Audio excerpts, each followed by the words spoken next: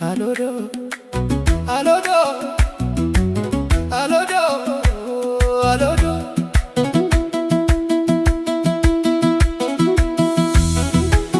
Alodo, alodo, alodo, alodo.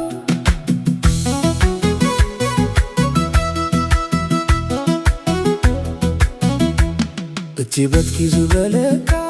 ንባዕሉ ዝሰነፈጂ ሰንኮፍና በለካ ንባዕሉ ዝተደፈጂ አሎዶ እቲ ፈገር ዝበለካ ክሰርቕ ዝተረኽበፍ እቲ ትፉር እናበለካ ንባዕሉ ዝዓረበፍ አሎዶ እቲ ዝትክነካ ዝነበረ ስምካ ዝበከሎስ ነብስኻን ስድራኻን ዝቕባይ ተለሎሲ አሎዶ ትረኽቦዶ ኣሸበሸቢ ተዛርቦ ከም ሰቢ ዶስንኻ ነኪስካሉ ተኸይምካፊ ተርኢኻዮ ደምካ ይፈልሓ ካፊ ተሞቕሊኻ ተሓልፎ ኣለኻፊ ከምኡ ኣይትኹን ኣይተሓዘሉ ሪኻዮ እንዲኻ ዘይንሱ መሲሉ ንዓኻ ዝተመነዮ ናቡ ተገምትሉ ይቅረበሎ ሰዓሞ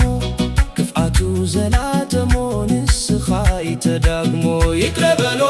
ይቅረበሎ ይቅለሎ እቲ ነብሱ ፍስእ ኢልዎ ክመርሕ ሕይወቱ ይቅረበሎ ይቅረበሎ ይቅረበሎ ደረቱ ነፊሑ ሰናይ ግብርኻ ከዘንቱ ይቅረበሎ ይቅረበሎ ኣወንታዊ ምላሽካ ኣይኮነን ንኾንቱ ኣስቢያለዎ ዘብድስን ዝሃብን ኩሉ ይቅረበሎ ይቅረበሎ ቢክሬታኻ ክትሲን ልማዱ ይቅረበሎ ይቅረበሎ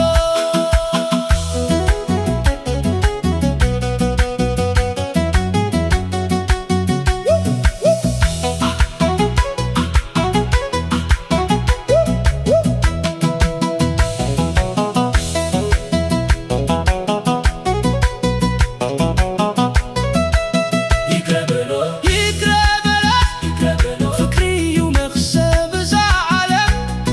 ፍጡር የለነ ዝነብር ንዘለዓለም ይቅረበሎ